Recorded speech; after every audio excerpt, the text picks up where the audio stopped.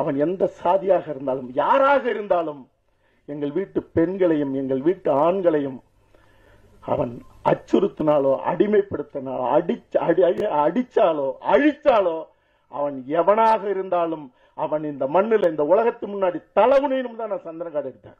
ஏன் நான் காடுவெட்டி குரு அவர்களுடைய வரலாறு எடுக்கணும்? ஆட்டோ சங்கர் வன்னியர் இல்ல, வீரப்பன் வன்னியர். நான் சொல்றது, உனக்கு எதிரின்னா அந்த சமூகத்தின் தலைவர்னா உனக்கு ஆளுமை இருக்குன்னா ஆண்மை இருக்குன்னா நேருக்கு நேரம் மோது. சத்தியமா சொல்றேன் சார், நான் இது சும்மா ஹாபிக்காக பண்ணல, 100% ப்ரொஃபஷனல். எவனா இருந்தாலும் எங்கள் மண்ணில் அங்க நடத்தின அந்த காட்டுமிராண்டி வேட்டை வெறும் மான மயில மட்டும் அவன் அடிச்சு திங்கல.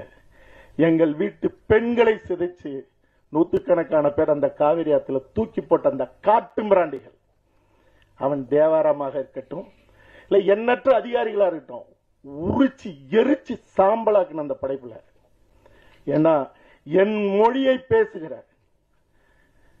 என் இனத்தை சார்ந்த அல்லது என் மண்ணில் அவன் எந்த சாதியாக இருந்தாலும் யாராக இருந்தாலும் எங்கள் வீட்டு பெண்களையும் எங்கள் வீட்டு ஆண்களையும் அவன் அச்சுறுத்தினாலோ அடிமைப்படுத்தினாலோ அடிச்சாலோ அழிச்சாலோ அவன் எவனாக இருந்தாலும் அவன் இந்த மண்ணில் இந்த உலகத்து முன்னாடி தலைவனும் தான் நான் சந்தனக்காடு எடுத்தேன்.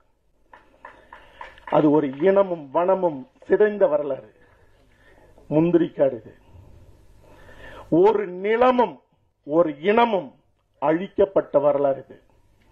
அந்த பின்புலத்தை பாருங்க.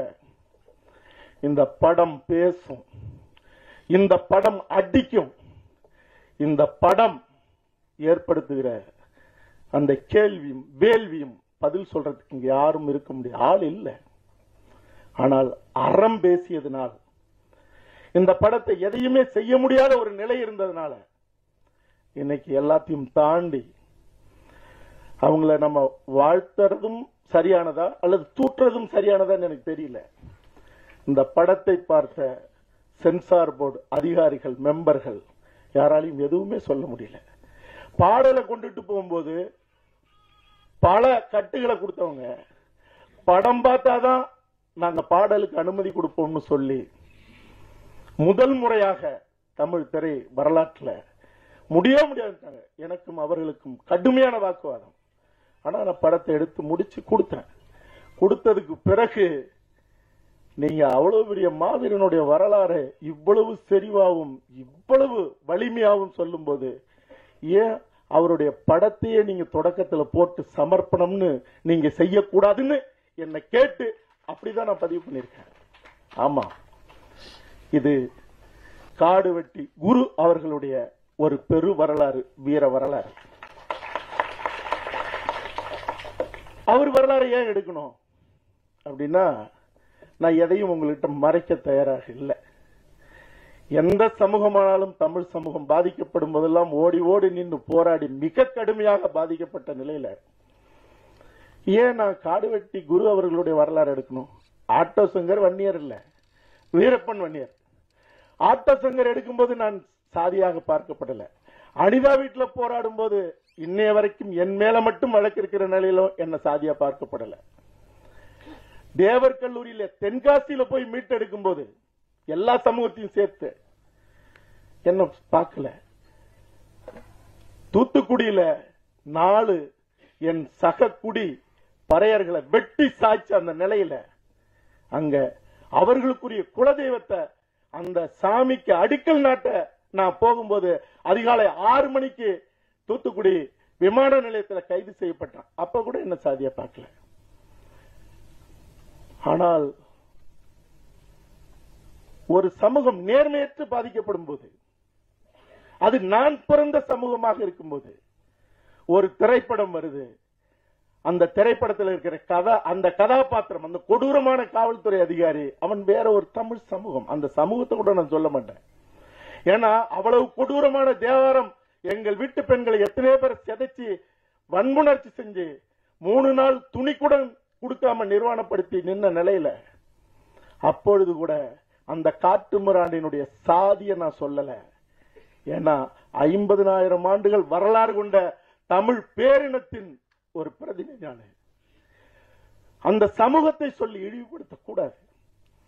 ஆனால் வேற ஒரு சமூகத்தவனை அவன் பேரை வச்சு, இவர் குரு அவர்களுடைய பேரை வச்சு அவர்களுக்குடைய சின்னத்தை அங்க பொறுத்து இன்னைக்கு அத அவமானப்படுத்தின நிலையில, ஏன் இது தவறு, ஒரு அற்புதமான படைப்படுத்திட்டு ஏன் இதை செய்யணுங்கும் போது திருமண பக்கம்லாம் என் காது செவிடாகிற அளவுக்கு நான் சாதி வெறியனாக கட்டமைக்கப்பட்டேன்.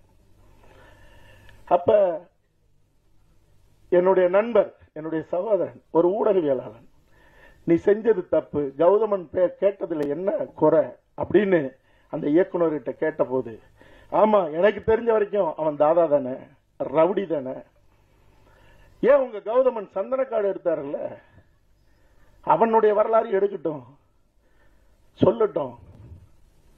தண்ணி சொன்ன போது ஒரு புன் சிரிப்பு மட்டும்தான். ஏன்னா என் இனத்தை பார்த்து, என் தமிழினத்தை பார்த்து சவால் விடும் போதே எவனாக இருந்தாலும் எதிர்கொண்டு ஐநா சபை வரைக்கும் போய் 3 முறை நின்னா, நான் பிறந்த சமூகத்தை நேர்மையற்ற முறையில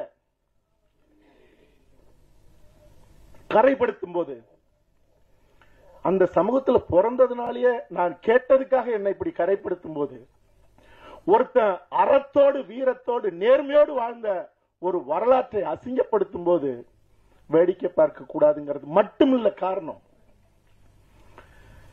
நான் பூசி மொழிகள்லாம் ஒரு காலமும் பேசினதில்லை, இப்பவும் அதைத்தான் நான் சொல்ல போறேன். என்னன்னா, தமிழ் சமூகத்தின் உங்க உலகத்தின் மூத்த குடி தமிழ் குடி, கவிப்பேரரசு வைரமுத்து அவர்கள் எழுதியிருக்காங்க. அந்த மூத்த குடியில பெருங்குடி வன்னியர் குடி. அது பெருமைக்கோ தம்பட்டமாக சொல்றது இல்லை. அந்த பெருங்குடிய நீ யாரோ ஒருத்தர் அசிங்கப்படுத்தும் போது ஒட்டுமொத்த அந்த தமிழ் சமூக தமிழ் சமூகத்தில் இருக்கிற அந்த பெருங்குடி கொந்தளிச்சு நீதி கேட்கும் போது, ஒரு மாடு ஆடு நாய்கிட்ட கால் பட்டா கூட அது கத்துச்சுன்னா ஐயோ சாரி அப்படின்றோம். நம்ம ஒரு பொருள் மேல கையப்பட்டா தொட்டு கும்பிடுறோம். ஒரு சமூகமே கதறுது, தப்புங்குது. ஆமா நான் சொல்லுவேன், உன்னால என்ன செய்ய முடியும், ஆமா அப்படின்னு என்ன திமிரு, என்ன அகங்காரம். இதே இடத்துல என்னுடைய சந்தனக்காடு, அந்த காட்டுமிராண்டிகள் சிதைக்கப்பட்ட அந்த செந்தமிழ் நாடுன்னு அந்த படைப்பெங்க போட்டு இதே இடத்துல நான் பேசினேன். நாங்க பேசினதுக்கு அப்புறமா அதே திமிரு, அதே கொக்கரிப்பு. அப்ப நான் சொல்றது, உனக்கு எதிரின்னா அந்த சமூகத்தின் தலைவர்னா, உனக்கு ஆளுமை இருக்குன்னா, ஆண்மை இருக்குன்னா நேருக்கு நேரம் போது. ஆனால் இந்த சமூகத்துல ஒரு பெருங்குடியா தமிழ் மொழிக்காக, இனத்துக்காக எல்லாரும் நிக்கிறான். என்னை பொறுத்த வரைக்கும் தமிழ் சமூகத்துல அவன் யாராக இருந்தாலும் இந்த இனத்துல எந்த ஒரு சாதியும் பெருசாதி இல்லை, உயர்ந்த சாதி இல்லை, எனக்கு மேலானவனும் இல்லை, எனக்கு கீழானவனும் இல்லை. அப்படி ஒரு நிலையில நீ கொந்தளிக்கும் போது கூட திமிரா பேசுறதுங்கிறதும், அந்த சமூகம் நான் எதுக்குடா தமிழுக்கு நிக்கணும், நான் எதுக்கு இனத்துக்கு நிக்கணும், நான் ஏன் ஈழத்துக்கு நிக்கணும்னு ஒரு பெரும் இளைஞர்கள் கூட்டத்தை கொண்ட அந்த சமூகத்தை கோபப்படுத்தி பாக்குறதுல உனக்கு என்ன நியாயம் இருக்கு?